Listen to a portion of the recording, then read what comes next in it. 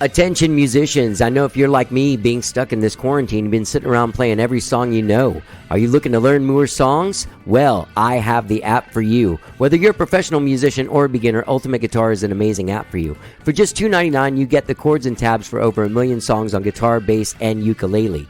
You also get a bunch of tools, man, amazing tools like a tuner, metronome, chord library, lessons, videos, and more. Go to ultimateguitar.com or download the app from your app store today. That's Ultimate Guitar. Let's get down. Attention Austin musicians and music industry professionals. Are you having a difficult time navigating these waters, especially after the coronavirus and all the clubs have been closed? You don't know what to do? Well, let me tell you about a great resource for you. That's the Austin Music Foundation. Austin Music Foundation provides ongoing artist development services through its educational panels, one-on-one consultations, and online resources. Now listen, gang, all of that stuff is available to you, the artist or music industry professional, for free. And since coronavirus hit back in March and everything is closed down, Austin Music Foundation had the forethought to move all of their programs online. That's right, you can watch panels online, you can do your consultations online. Austin Music Foundation is there for you, and it's all free to you, the artist. Just go to austinmusicfoundation.org. That's austinmusicfoundation.org. Get involved. And you may ask yourself, well, how did I get here?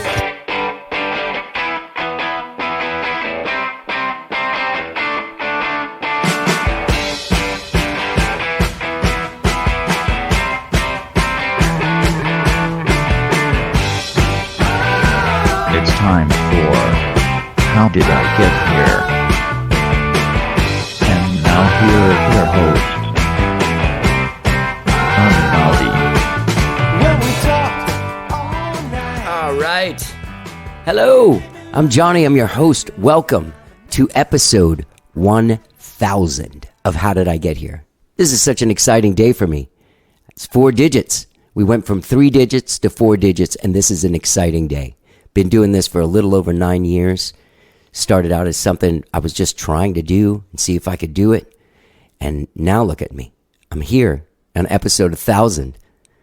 This year, usually it takes about a year to do 100 episodes, about 104 episodes in a year. But this year, COVID hit, and I accelerated what I was doing. I was able to do it over Zoom, so it was a little bit easier to schedule for everyone, and I was doing people from all over the country. This last 100 features more national and international acts than anyone before. The show is still Austin-centric. It's still like mostly Austin musicians on here and me talking to other musicians. But, we've branched out and talked to a lot of different people due to Zoom. We're able to talk to everyone all over the place.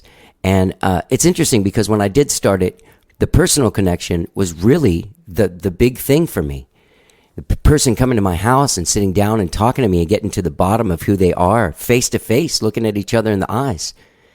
This year, since COVID hit, since March, I've done 3 in-person interviews. One with James Robinson, one with Bevis Griffin, and one with the band The Blowies. Otherwise, this last 97 of these 100 episodes have all been done via Zoom.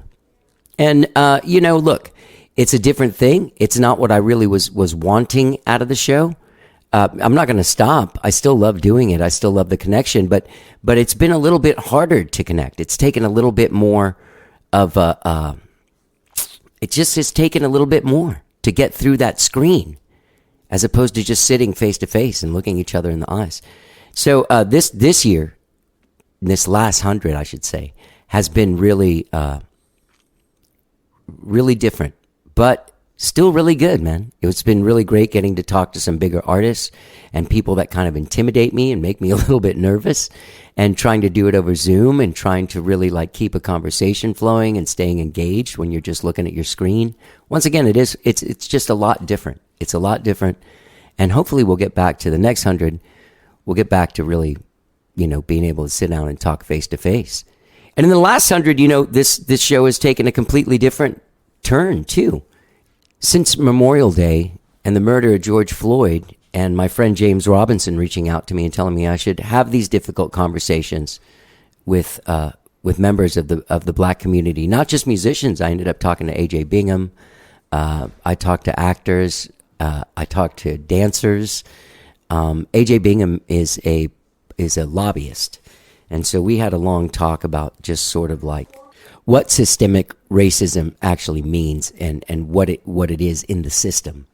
You know, that was an interesting conversation. I learned a lot. I've learned a lot this last year. I think more from the podcast than ever before. I feel like I got like somewhat of an education on things I didn't really know about because I was too scared to ask the questions to sort of get the answers. You know what I mean? And I feel like this year that melted away for me, thanks to James Robinson and thanks to all of the people that came on the show. You know, everyone that was willing to take the time and explain to me what racism is, and from their own personal point of view, sharing personal stories about it, which was really a life-changing experience for me. So I have to thank James Robinson and everyone that was on the show to have these intense and heavy conversations. One of the highlights of the last 100 was getting to talk to Jackie Venson the week that shit all blew up here in Austin for her. You know, there was a lot of change that went on racially in our music scene, and a lot of people spoke up, and a lot of people said, hey, you know, you're not really handling this the right way. And it seems like the response from the establishment was more positive than not. And hopefully this will stay, you know, we'll stay on the course, and things will work out, and we'll all be able to sort of like get along, right? And share the same space together and give all of these amazing artists of color a platform, the same platform that all the other artists get. So that was sort of the intense part of the last 100. So yeah, it's been an interesting last 8 months. I did a year's worth of podcasts in 8 months. And so I accelerated it. I was coming to the beach, so all of November I was doing a ton of podcasts, and those are all the ones you're hearing now, including today's show, which I will tell you about in just a minute. I still have some more to talk about. I want to thank people, you know. I want to thank you guys, first of all, for listening. Those of you that tune in, those of you that check out the show, those of you that started out listening to the show back in 2011 when I started the show, and you're still coming in and checking in. I know I put out a lot of episodes. I know it's hard to keep up with, but I really appreciate your listenership. I appreciate the fact that you're getting to engage with these artists in the same way that I do, and hopefully that connects you in a way to these artists that you will be more interested in listening to their music because you have more of a personal investment because you know them, right? So I want to thank you, the listeners, for listening to the show, downloading the show, following us on Facebook on How Did I Get Here. It's always an exciting thing, you know, having followers and having people that, you know, that love the show. Feels good. I want to thank all the artists that come on and sit down and talk to me and bare their souls to me and tell me who they are and have difficult conversations and open up and connect with me. I really appreciate that, all of you. I'm very, very thankful for all of that. I miss you guys being at my house. I'll say it again. I'm not a big fan of talking on the screens. I'll do it, but I don't love it. I love being in person, you know, with the people. I also want to thank all the publicists out there. There's so many of them that I deal with now. It's been a great year because of them. I've gotten some amazing artists on the show because of amazing publicists out there doing a great job with all the artists that they work with. So I want to thank all of the publicists that make it happen. I would name you by name, but there are far too many. Far too many. Far too many to name. Yeah, man. I want to thank everyone, man. You know, we won Best Podcast in the critics poll in the Best of Austin in 2019. And that was a very exciting thing. And it was cool being around for a while and not being like a flash in the pan. And getting that after the show has been able to be there and hopefully impact the community and impact the people that listen to it. So thank you again for listening. Thank all the artists that come on the show. And thank you to all the people, the publicists that have helped get people on the show. And also, thank you to all my friends that have introduced me to other people to be on the show. So thank you to everyone. I've appreciated doing this show. I've learned so much in the last 9+ years, hanging out with artists and learning things that I've applied to my own life, stories that I remember, lessons I've learned. Thank you. How Did I Get Here is now 1,000 episodes old. I hope you keep on listening for the years to come and for the next 1,000. I don't plan on stopping. I love doing this fucking show. It's part of my life now. In fact, not doing shows for the last couple of weeks or doing interviews for the last couple of weeks has been a little weird for me. it's kind of thrown me out of my groove. I think this is the longest I've gone without actually doing the podcast with someone. So I've got another couple weeks to go. I'm letting go. I'm taking my first month off and I'm enjoying it. So thank you guys so much for listening. I'm looking forward to bringing you more shows. So normally, an episode that's 100 episode, like episode 400, 500, 600, 700, 800, these were all done as live shows at a place with a big panel. But this time I was going to do something different for episode 1000, knowing that I wasn't going to be able to sit down at a place and have an audience where we can celebrate the last 100 episodes with a bunch of artists that have been on the show and fun people to talk to. I decided that I was going to just keep the show going like it normally is, me talking to other artists about what it is that they do. And today is no different. My guests for episode 1000, it's Franchise and Zeely from hip-hop band Blackillac. Their brand new single and video, Nice, just came out a few weeks ago. It's absolutely fantastic. You can find them at blackillacmusic.com. Now, Blackillac started with Gary Clark Jr., Franchise, and Zeely. Gary still plays a part in the band as a mentor, as a producer. And they have a record, a full-length record coming out in the new year. They won Best Hip Hop Band at the Austin Music Awards this year. They've toured with Missio. They've played Austin City Limits Music Festival. They played Summerfest. And as I said, they have their debut full-length album coming out in 2021. That record will have a lot of involvement from Gary Clark Jr., as they tell me. You will enjoy this conversation. We talk about all kinds of stuff. I've had Franchise and Zeely separately on the show over the years, and I've enjoyed talking to them. Both of them are fantastic artists and really hilarious dudes, and also very deep thinkers and super hyper creative guys. So I want to thank Zeely and Franchise for being my 1000th guests. I've loved having them on the show over the years. I've always enjoyed my talks with them, and hopefully you will enjoy this one. So please, without further ado, enjoy episode 1000 with Zeely and Franchise, better known as Blackillac. Let's get down. Now, Olivia, who paid for your Coachella ticket? My daddy Why? isn't poor.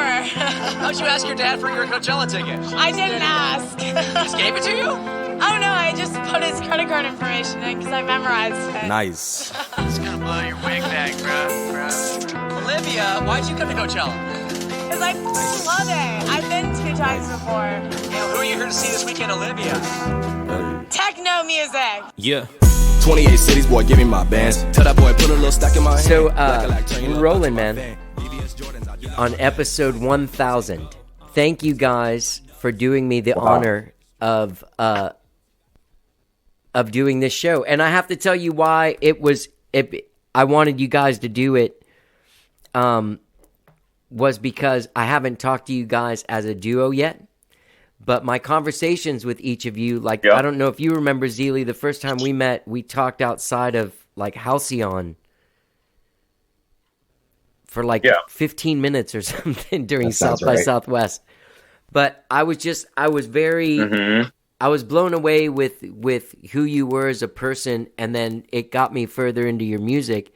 And then I was always super stoked to see you. And then Franchise, when you were on in the summer of 2014 or 2015, there was a song of yours called Hennessy and Horchata that I went to the beach to spend a week with my family, and we listened to that the first night, and my cousins and I just sang that for a whole week. And I've always thought you were fucking great too. Shout out Keith Corona.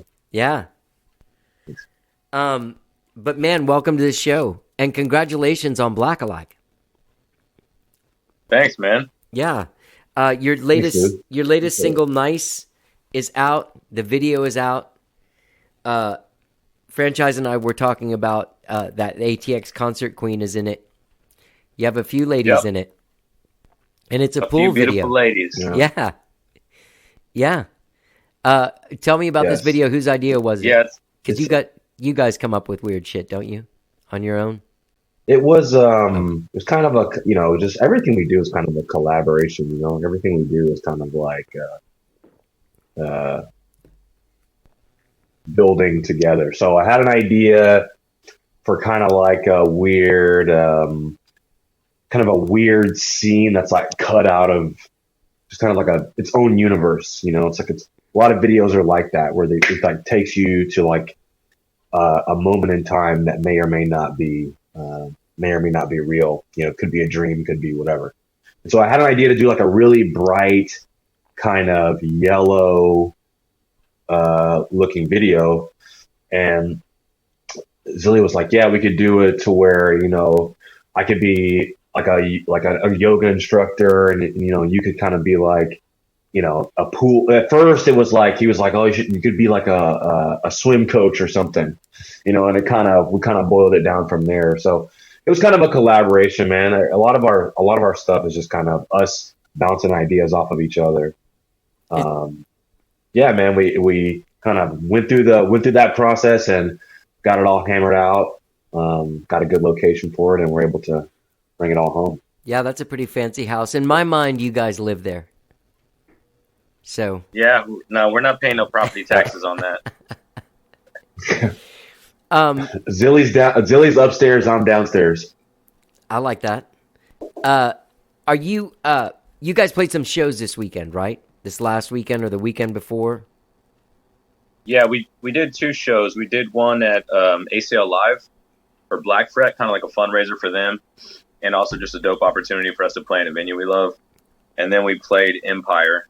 We did our first like real outdoor COVID show. You know what I mean? Yeah. How was that? Yeah. I mean, it was, as a performer, being able to play is fun anytime, right? And being able to do it on a giant stage like ACL Live and have amazing audio, amazing lights, and just like slipping back into that moment where you don't think about COVID because you're just doing what you love. Like that shit was dope, and it was fun. It's different though, you know, like the crowds aren't right in front of the stage, people aren't shoulder to shoulder, so the energy feels different. And I guess it will for a minute, you know, but I would say regardless of the crowd having to be spaced out for safety reasons, like that, playing a show felt great. The energy of it felt great. That's good. Did it feel? Did you feel like they're able to put shows together now that are safe to go to? I mean, I can't call it, bro. I'm not a medical, you know, I'm not a physician. I'm not in the medical field. I don't know how to deal or isolate pandemics, and Fran might have a better answer on that, but I just wouldn't be able to speak on it, you know? No, but I mean, there's a general feel. I went a few weeks. Sorry, go ahead. So I was just saying, I think, you know, they're doing what they can. Yeah. They're following the CDC guidelines. They're following the state's recommendations.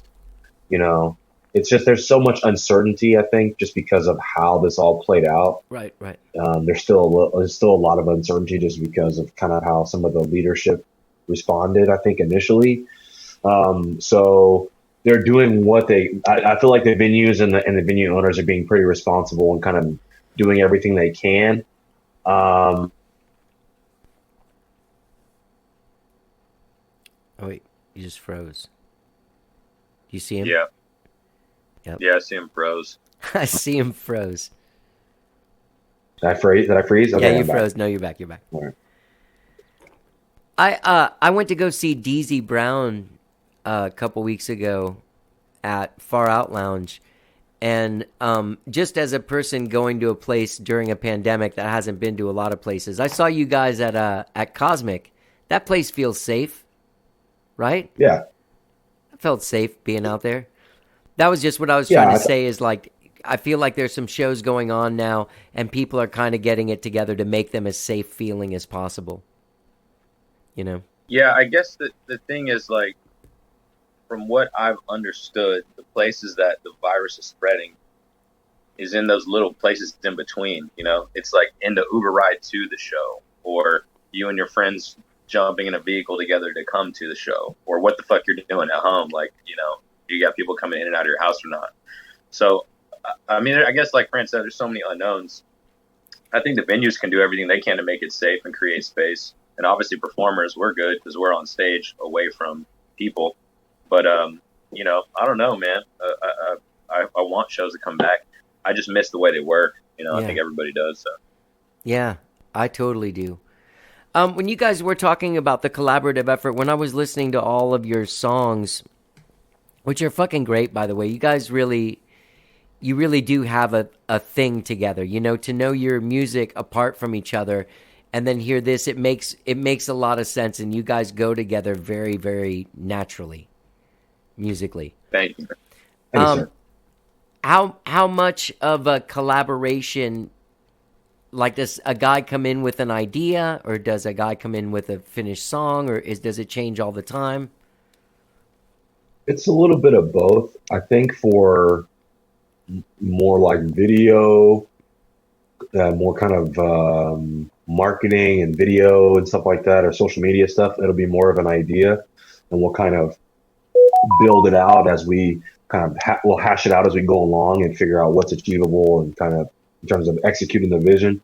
I think for the music, we have a process where we'll essentially write songs with, you know, we'll write a song, we'll write a hook, we'll write one verse, or we'll write a verse and a half or whatever. And then the other person will play the song like, hey, what do you think? And if the other person likes it, they'll write their part. Right. And sometimes that's me sending Zilly songs. Sometimes that's Zilly sending me songs. So it just kind of depends. But I would say for creative stuff and for, like, you know, video stuff, it's more of an idea that we kind of work through. I'd say there's a lot more structure when you talk about the music. Very rarely will we go into the studio and just like wing it. Usually it's something that, you know, one of us has presented as a, you know, almost basically a full song. You know, you'll have a hook, you'll have the beat, you'll have the melodies that you want, and then the other person will kind of drop in their accoutrement right in the studio. You know, I do feel like that's something that does your music, like, I don't know how much of it is improvised or freestyle, but it does seem to have all of the things that the craft of songwriting needs, you know? Which sometimes I know that there are great guys that freestyle and they just get one loop and it goes over and over and over, and they just kind of like do their thing over it, which doesn't seem as thought out or produced as what you guys do. Yeah, we definitely want to make songs. We, you know, in essence, like we want to be songwriters as much as we want to be rappers. I mean, Brand will tell you himself, he fucking wants to be a country singer. You know what I mean?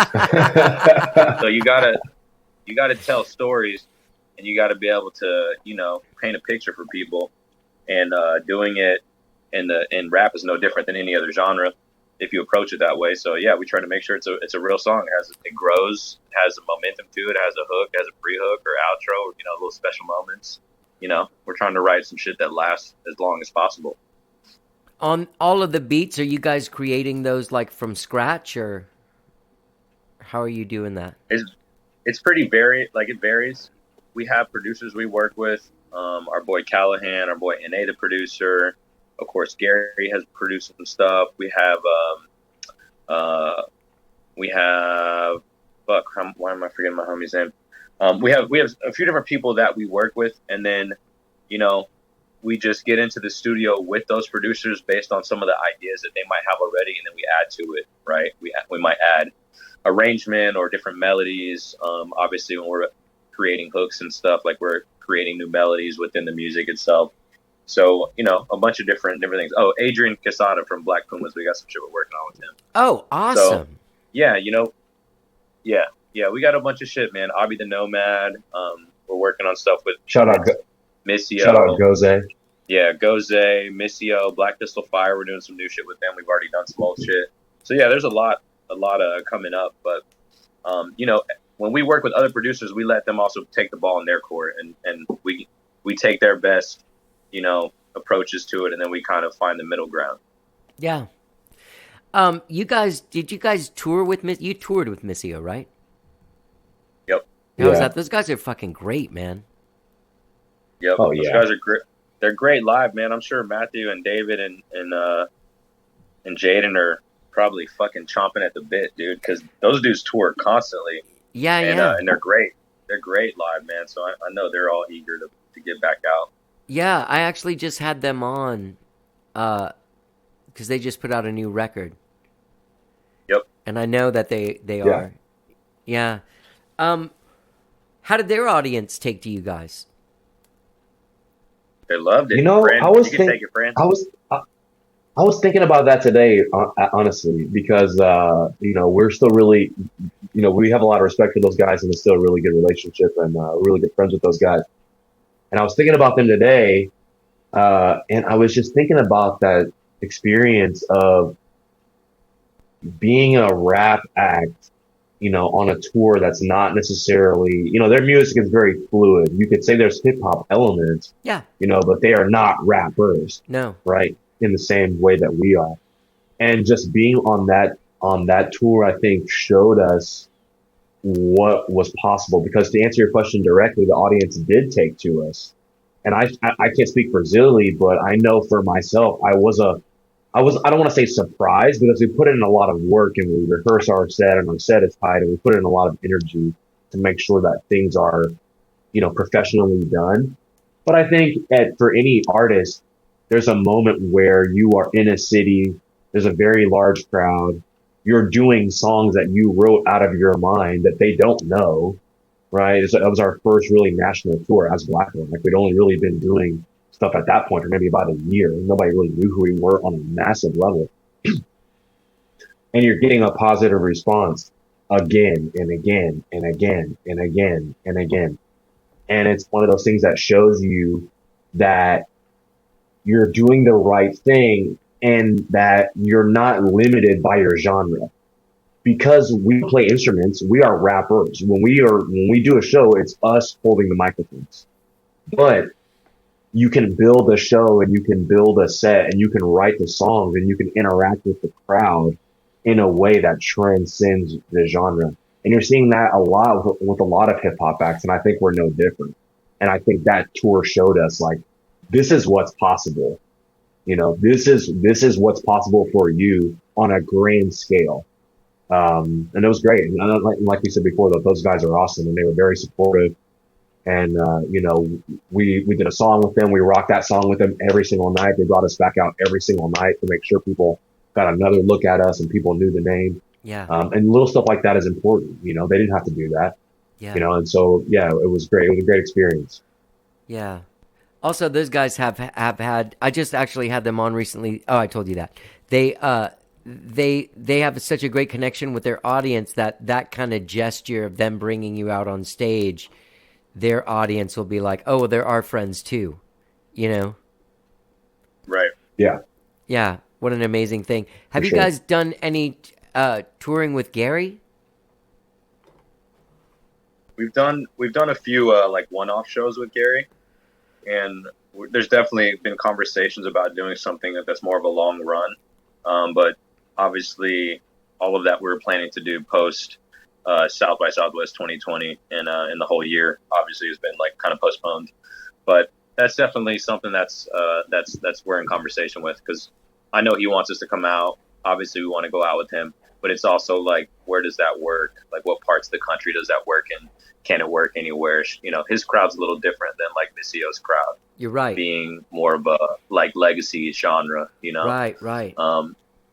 And you know, the ones that we have done, we've nailed it. You know, we turned the crowd in our favor, and you know, made fans, sold merch, and people still ask when we're coming back to this city or that city. But yeah, you just have to be smart with it. Like Fran said, we know we have broad appeal because we can perform well, and we can structure our music in a way that it's going to hit on some level with people. And, you know, taking that in most places, in most scenarios is fine, but you do also have to be cognizant. Like, you know, if the crowd is an older crowd and maybe they don't fuck with this type of genre typically, like, how can you maybe change or change the set a little bit, or, you know, you just have to cater it a little more. Like a guy who got into Gary because he was into Eric Clapton is a guy that is one of those guys that doesn't like hip hop. Right. Yeah. Maybe not. Maybe I mean, not. I don't want to put a stigma on anybody because everybody listens to everything. But what I will say is, you know, we have yet to really release any of the music we've done with Gary yet. That is coming shortly at the beginning of 2021. But I mean, shit, what I would love is Gary's crowd to turn more urban or more hip hop because people hear him on a song with us and be like, oh fuck, who's that dude? Oh shit, I fuck with that too. Let me go to Gary's show. You know, Yeah. like that would be the ultimate goal, because there is a young audience of, a young audience of people that fuck with hip hop, but also like shit like Gary and Black Pumas and that whole wave, Leon Bridges. And if we can tap into those, you know what I mean? That's the move. Yeah. What is Gary's role with you guys? Man, what a question. I know, but it's kind of a mystery out there. It's nebulous. Yeah, it's good. Well, if it still needs to remain a mystery, you don't have to answer it, but it is a question. I'll say this. I think that, his role is producer, honorary third member. Sure. And just kind of all around, advocate for the brand. You know what I mean? Like, I feel like he's one of the people that's been in our corner from the very beginning. And like, obviously he's the reason why Blackillac's even a thing. Right. And, he's extended a lot of his, knowledge to us, and created some really great music for us, that we're kind of just waiting to kind of drop on everybody. Like Zilly said, 2020, we had a lot of grand plans, things that we were trying to accomplish within that scope, that I think got kind of thrown by the wayside. But, and I've had this conversation with Gary, it's given us an opportunity to take a look at what we have and really, really sharpen it and kind of get ready for what we understand the next step is. And so that's been really cool in the midst of all this kind of uncertainty, is to really kind of reconnect with that. Let's just get in the studio and like listen to this song a bunch and like figure out how we can make it doper. Oh, you guys recorded some other stuff. Let me hear it. Oh man, I can do some stuff with this. I can do some stuff with that. So it was just kind of really cool, like, getting back in with him and just kind of preparing ourselves. But, again, it's a producer type of, Sure. homeboy role. Silent partner, in a way. There you go. Yeah. Yeah, he doesn't talk much unless he's singing. Yeah. So you'll see. Yeah. Did you guys record? Sorry, go ahead, Zeely. Oh, I was just gonna say the everything we've been doing and holding off in that area of creative, production with Gary, it's been well worth the wait, and I think people are really gonna fucking dig deep into it and really, really love it. To be honest, I mean, I love it. I think it's dope, and he helps to give this like timelessness to it that it's gonna be great. I think people are really enjoying it, man. Do you feel like that's something you might have also gotten with Adrian? Oh yeah, because that's the thing about Adrian. Adrian's recordings, while they have this vibe of like that's an era of soul, they still have a timeless quality to them. Exactly, and that's something that is hard to try to target in hip hop, like in rap. It can be difficult because the roots of rap is to be almost a responsive type of music. Like you're always fluid and talking about, the current status of things. I think it's tough to make like a classic hip hop song, but when you start working with people like Gary and like Adrian Quesada and, and other folks in those worlds, they can create shit that's timeless, and you're not really making rap anymore. You're just making music, and that can stand the test of time. You know what I mean? I think the goal of any musician is to have at least one classic song that just fucking bangs forever, long after you're gone. You know what I mean? And it's that's a goal. It's a goal. It's not impossible. It's not easy, but it's definitely, it's there. We have it in front of us. Yeah. And you guys are like, real quick, the stuff that you did with Gary, did you do it at Arlen? Yep. Okay. We did it at Arlen, and then a lot of the mixing we did here in Los Angeles. Okay. At a studio or like? Yep. Okay. Yeah, at a studio, and you'll have all of this a little more transparent soon. But like the studio also Fran's idea, coincidentally, kind of becomes the theme of the EP as well. Like it took on all these things. When you start making music, you start noticing little things that a seam runs through them all. Right. And when we were doing this project, we started seeing that, and it manifested in like the actual name of the project and some of the colors we're using and some of the way we're shooting the videos now. So it's all a cohesive thing that's just threaded by this this needle. I don't know how to really explain it, but that's the magic of music. You know what I mean? Yeah. Yeah, that is the magic of music. What about all of these singles like Nice and Black on Black and Phantom and Bust It? These are all songs that you guys, how do you do? We're flexing on these boys. Yeah. Flexing with the singles. No shit, man. But how are you guys recording those? Like, are you sending stuff back and forth? You said you're working with producers. The guys produced those songs? Yeah. Yeah, guys produce those songs. Depends on, each song kind of has its own individual story, kind of individual life. Some songs, he'll have the beat to be like, hey, I wrote this, put a verse on this. Some songs, I'll have the beat to be like, hey, I wrote this, put a verse, or change this around or do this.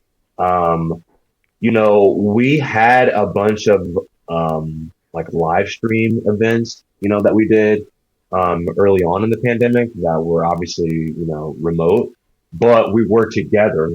So Zilly would come in for those. We would do those, and then we would, record we would get a bunch of recording done all at once. Am I frozen? Zilly turns camera off. Sorry. It's okay. I can hear you guys still. Sorry. So you're you good. decided to get naked. I was gonna say, like, what's wrong with it? And we would do it all at once. So we would kind of like write a bunch of stuff. He would come in, let's say for a live stream we had, and then we would record a bunch of stuff all at once. Some of the singles were recorded, depending on what singles you're talking about. Some of those were recorded pre-pandemic.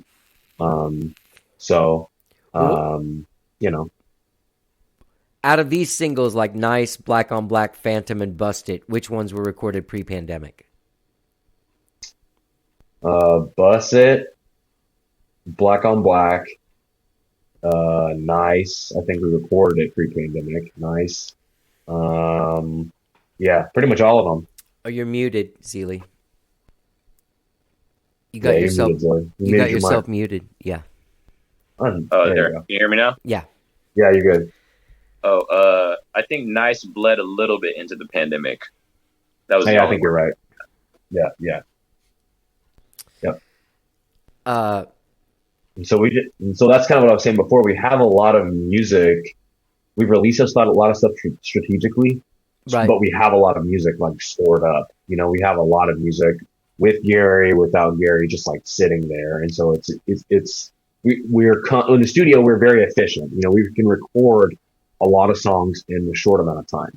We can record 7 songs in 5 hours. You give us a full day in the studio, we record a whole album.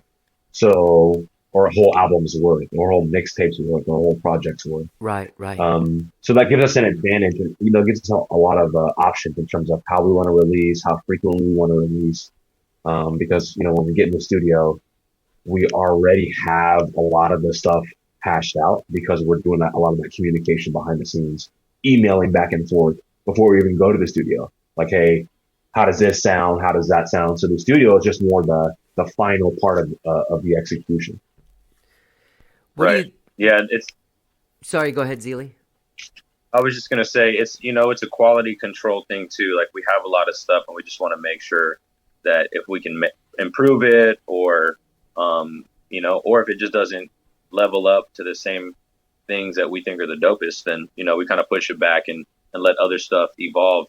But that allows us to have like a library of music, because Black on Black was recorded pre-pandemic, but we dropped it right after the George Floyd incident took place, because it was just time, like the theme, how we felt then was amplified during that moment.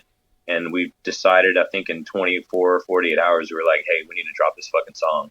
And we did. Yeah. And all the proceeds we pushed over to the Colin Kaepernick camp, Know Your Rights camp. And we had a partner in Austin that has a restaurant there that also donated, matched our donations and raised money through his restaurant. And we were able to do a little over $5,000, in a few days to get, some money behind a movement we believed in from a song that we released, within 24, 48 hours. But because we had that library, we have these songs that are just ready and always waiting.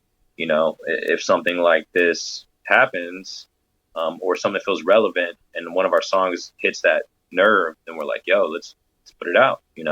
Timing's everything. And that was a perfect timing for that song, Yeah. In relation to the murder of George Floyd, after that happened, how much did that inform what you were creating after that? Well, we did a song or two after that, specifically with a producer named Caught a Ghost out here through one of the companies, businesses that we work with and are partners with. And it was called Revolution. And that whole song, was written to be driven by that rhetoric and that topic and, all the shit happening in the streets and really just trying to give our perspective on it, but also give a positive and driving message for people that were out marching every day, Yeah. A soundtrack for the people that were out there 8 hours a day, standing and marching, etc. Yeah. I have to say that, like, when right after that happened, it seemed like for a while that real change was possible. It doesn't seem like it's not possible now,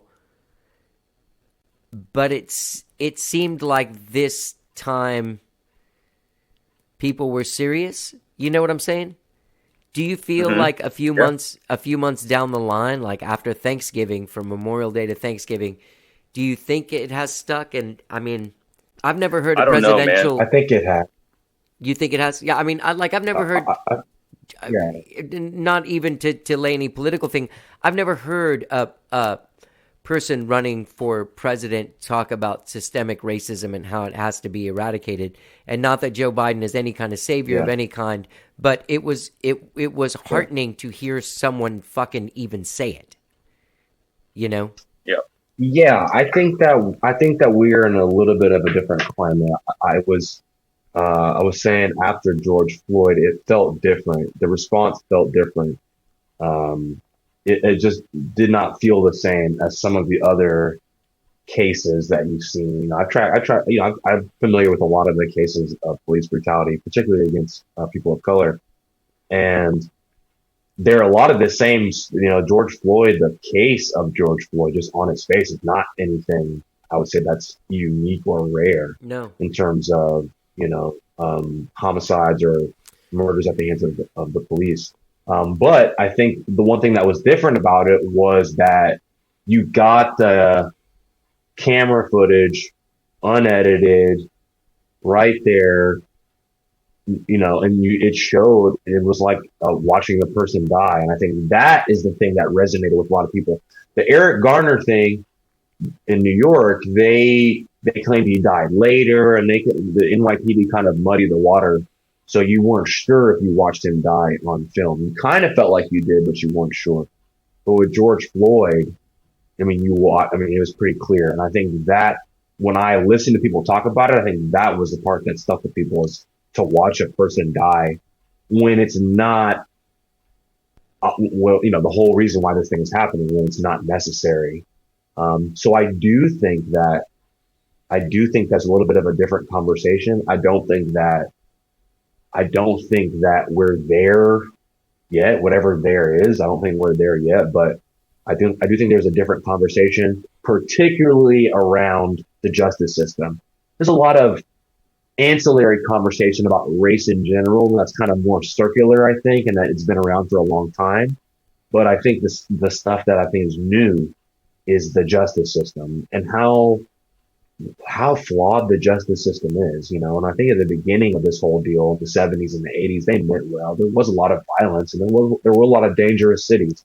And we understand that from a historical perspective.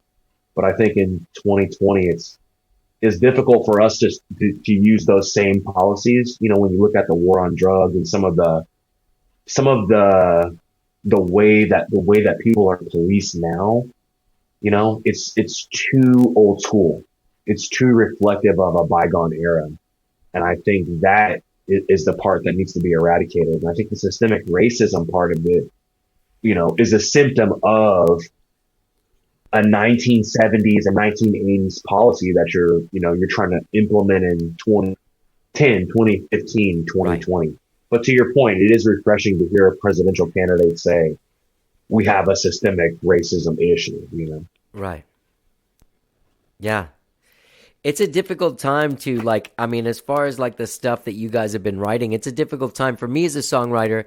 I'm not a political songwriter at all.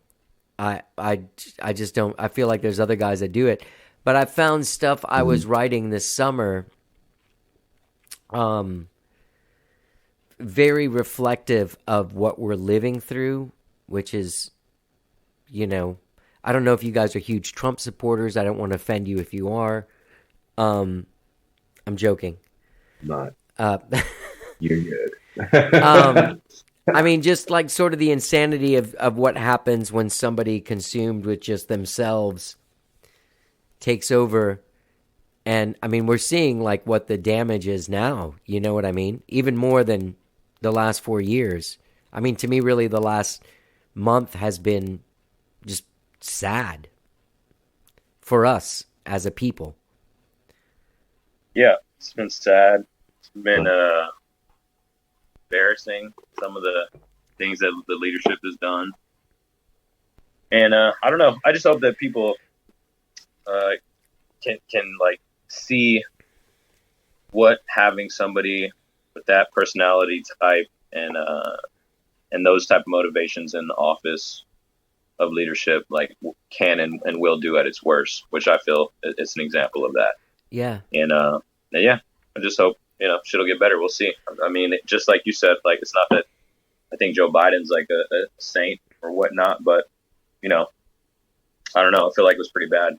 No, he was one of the anything will be a positive improvement. So he was one of the authors of that Clinton crime bill, right?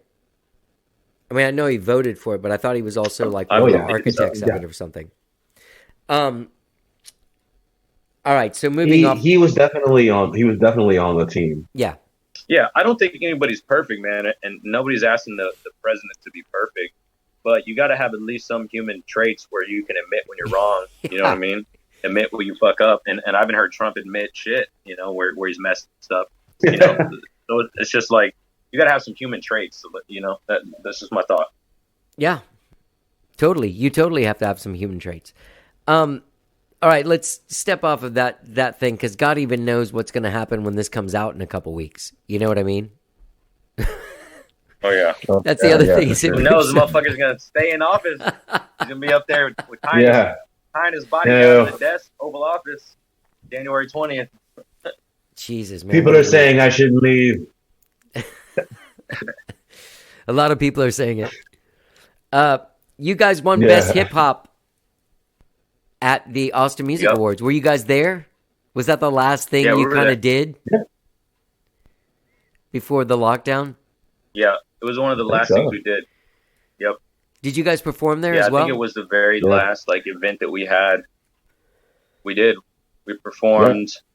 Who did we perform with? Walker Lukens? Oh, yeah. Yep, that's it. I was going to say Walker Lukens.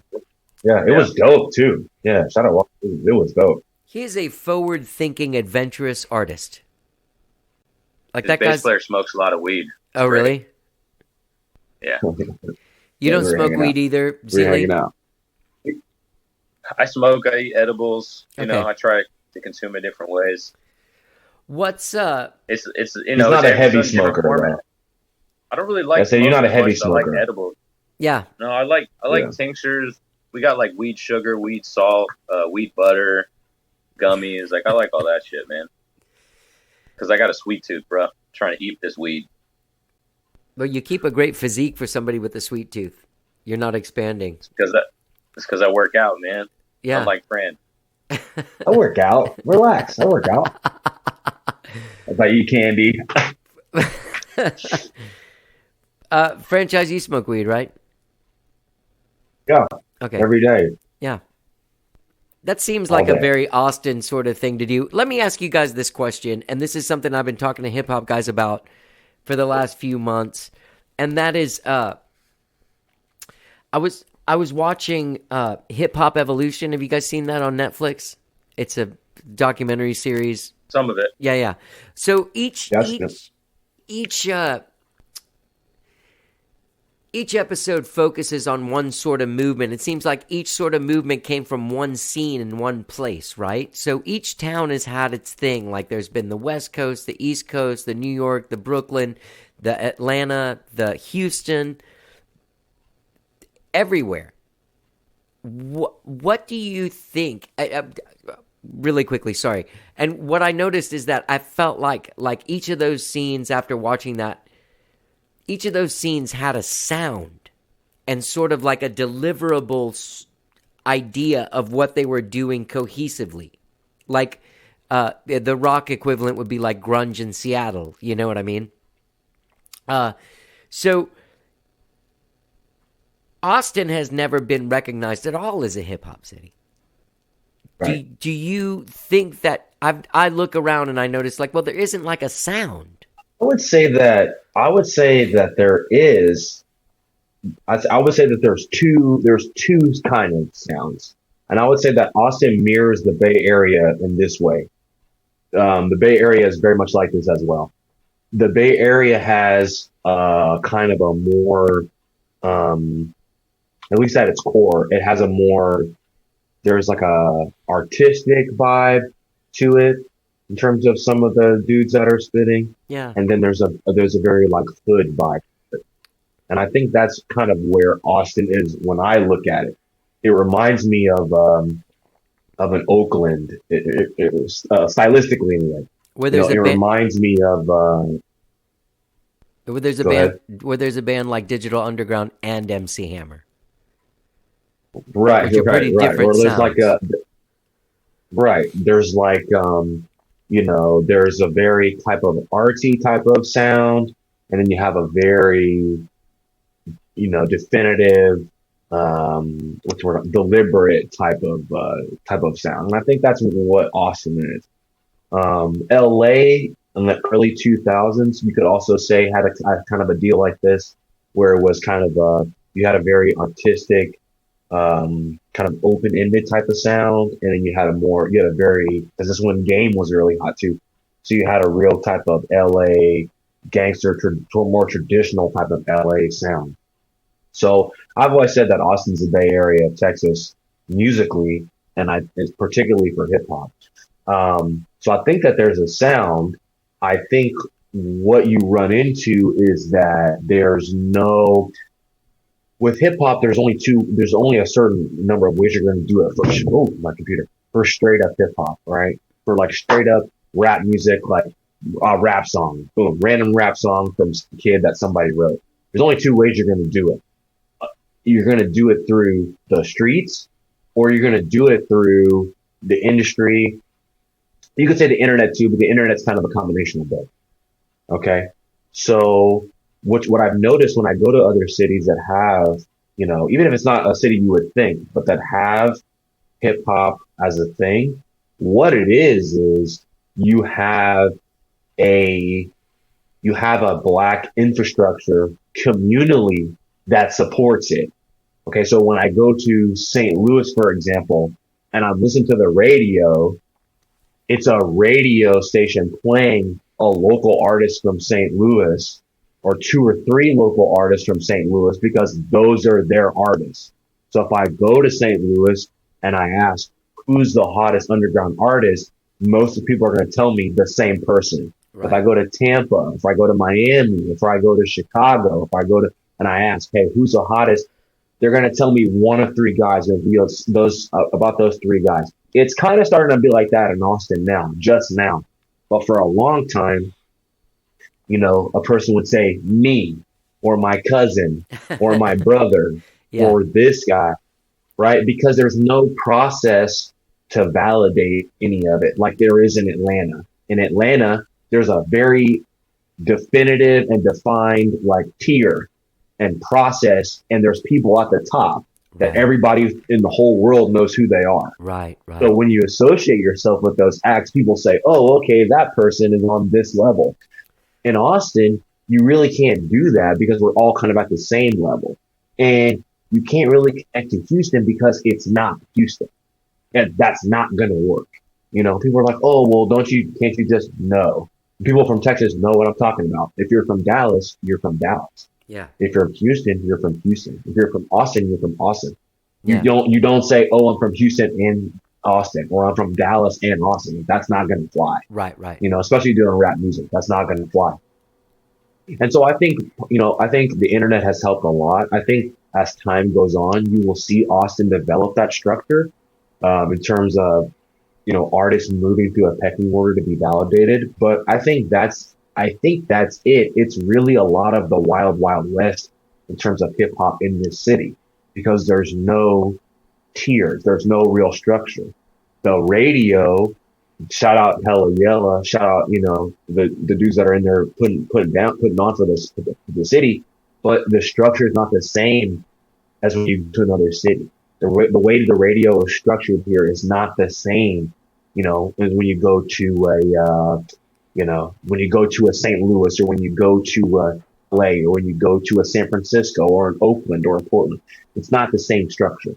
I feel like those places look to put artists on. They're looking for artists to put on the radio. Where a place like Austin, you gotta like beat down the door. I'm not talking about me. I've been on the radio. Zoe's been on the radio. We've been playing on the radio a bunch. Like, I'm not even really talking about me. You're just talking about it's hip-hop really in more general. just like in general, Right. we have those relationships and we were lucky to kind of be able to make our moves. But I think that's the thing. Like, there's not enough people in those positions like looking for hip hop artists to put on. That's the main thing I see. I get that. Who do you think? Who are you guys fans of? Like maybe a couple of hip hop artists here in town. You just played with Kid Jones. I love him. Yeah, Yeah, super Kid. dope. Quinn, Sean Royale, NFN. dope. Yep, Twin Royale. Yeah. There's a lot, man. I'd A lot say more, yeah. Chucky Black, I don't even know him. Ben Tita, Ben Buck. yeah, Ben Buck's yeah, fantastic. Ben Buck, Chucky Black, Tita, Kenny G, Kenny G.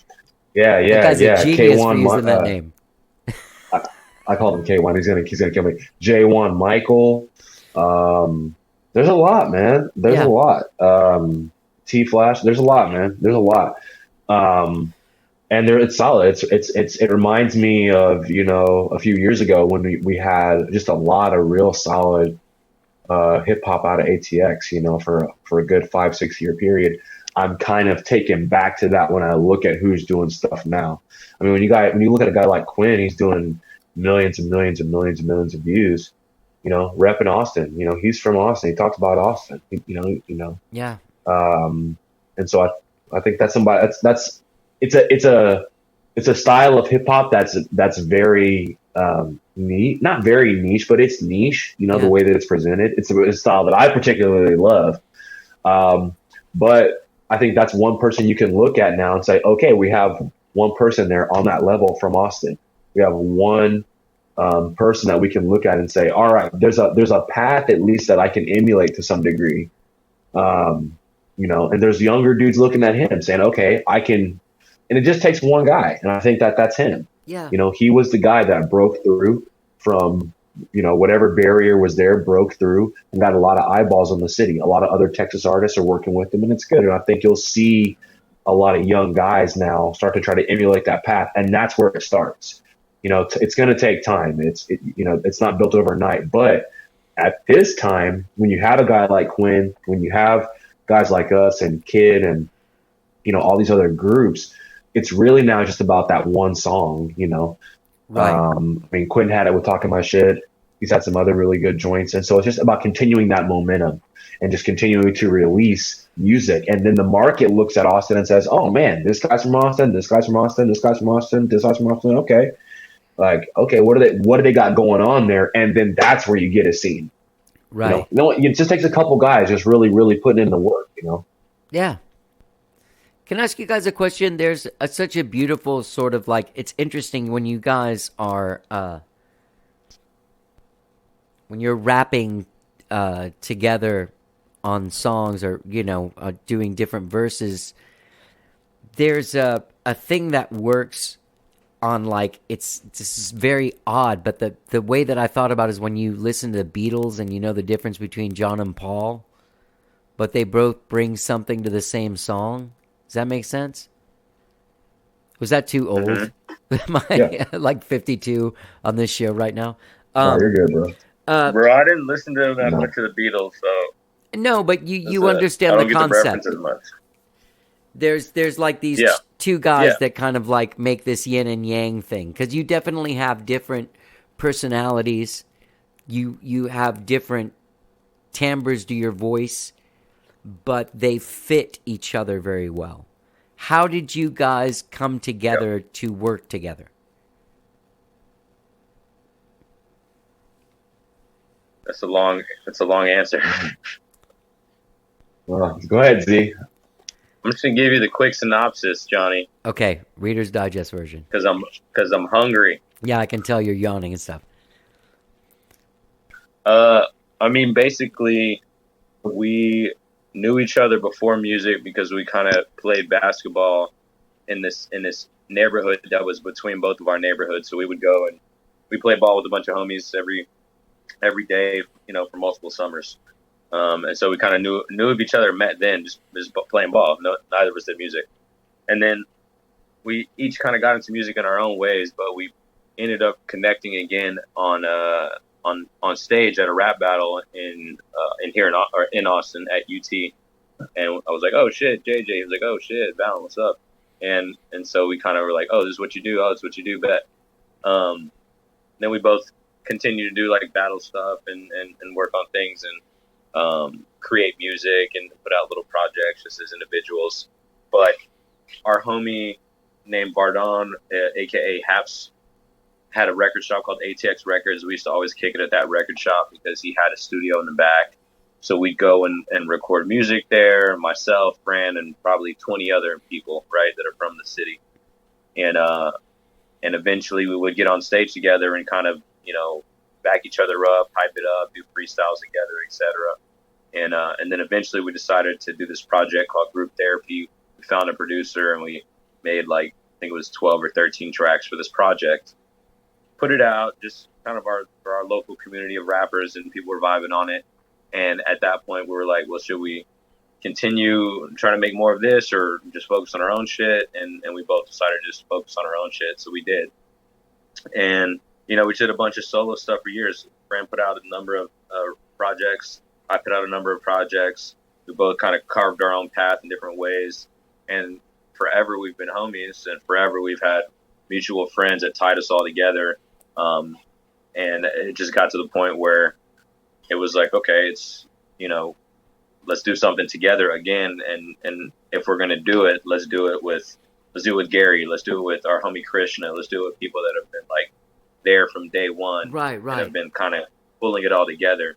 And when that was coming together, that's when Gary reached out himself and was like, come out to my show, come kick it.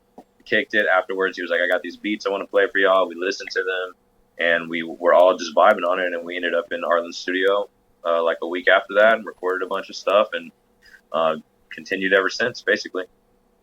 Dude, that's great. That's a short version. I enjoyed the short version. Just a couple quick things, and then I'll let you eat. And thank you once again for being my 1,000th guests.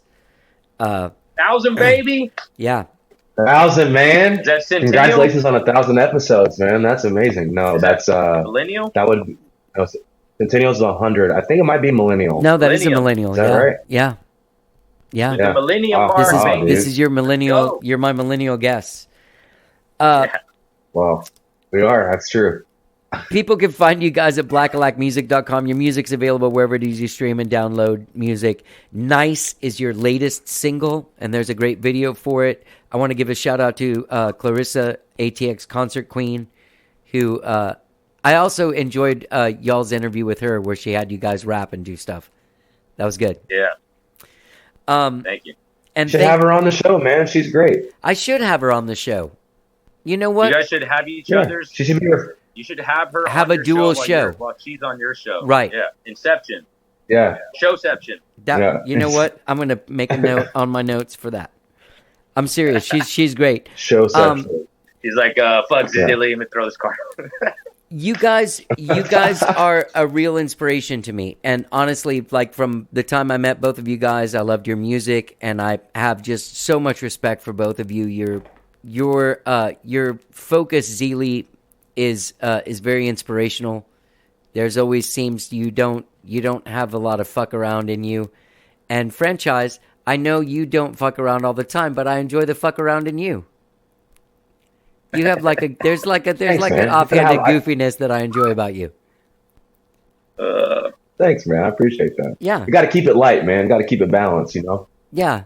Well, you're both brilliant artists, and thank you again. People can find you again at blackillacmusic.com. I'll put links to all the stuff on here. All the singles you've released this year are great. I can't wait to hear the stuff that you do on the EP with Gary. That's been stuff I've been thinking about, wondering what it's going to be like, so I'm excited to hear it. I'm sure people are too. And, yeah, thank you guys. Thank you guys for talking to me. Thank you, brother. Yeah. Happy 1,000 podcast. Thank you. Yeah. I'm glad I'm glad you guys are out there. Yeah, thank you so much. Have a great holiday and Christmas and New Year. Hopefully I'll see you again soon. Let's shake, yeah. Ain't no oven, but we bake. Tension mix it with the soda, yeah. Stretch a woman like it's yoga. Trees in a Henny, that vodka, no. I pull up to Wicha, I pull up to Tomo. She gon' press me. Well, there you go, guys. That was episode 1000. I want to thank Zeely and Franchise for doing the show. You can find them at blackillacmusic.com. I can't believe it's been 1,000 episodes, man. It's crazy. It's crazy. Get out there and check out their singles. Nice. That's the song you're hearing there. You can check out the video for it too. Songs Black on Black, Phantom, Bust It. All singles they've dropped this year. They're Austin's best hip-hop band, 2020. So get involved with them. Go to blackillacmusic.com. I'm very excited for their EP coming this spring that they did with the great Gary Clark Jr.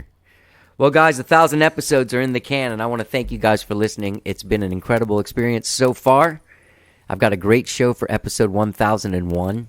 It's Licorice Quartet, featuring Roger Joseph Manning, Tim Smith, and Eric Dover from the band Jellyfish. Yeah, one of my favorite bands. Became one of my new favorite bands. I talked to Tim and Roger. We have a great conversation. Once again, I want to thank Franchise and Zeely for being my 1,000th guests. I love both of those men very much, and Blackillac is a fucking killer band. Get out there and check out their singles. Await all of their music that is coming soon. Have a great, great day, whatever it is you're doing. Thank you so much for listening to the show. Continue to listen to it. New shows all the time, all right? Go like our Facebook page and congratulate me. That would be a nice thing. All right.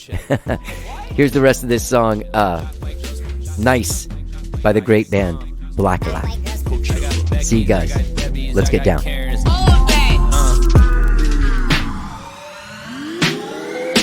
They wanna know how I put in that work. They wanna know how we got them berserk. They wanna know if I fuck or I flirt. Tell them get off of my dick, that shit hurts. Go Johnny Cage when I finish it. Work your girl out with no membership. I'm point just like where the venom is. I'm up in your feet cause they mention it. Blackillac and now we turning some heads. Gone and tell the niggas turn up my bread. Bad girl wanna kiss on my neck. Church girl put her hand on my legs. I with a legend like Too Short. Knocking doors down with the brute force. My mama she asked if I'm high enough. I told her be Draco and lighten up. Facts, I own where I sleep.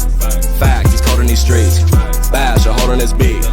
Pat, my home's Tyree. Nice. Roll out the carpet, we pulling up. Still with the tags and they knew it's us. Rent a car swinging like chains. Yeah, married the game without rings. I'm in Houston and she showing her tongue. Someone get her, man, she finished, she done. Underground king, shout out to Bun. She invite me, but I won't even come. We the dopest niggas under the sun. Fair the odds are 1,000,000 to 1. Over your head with the web getting spun. 96 bulls and we ready to run. Then I have like cuffs at the end of my arm going on with like pearls and diamonds. Basically, I look rich as fuck. So that's the vibe.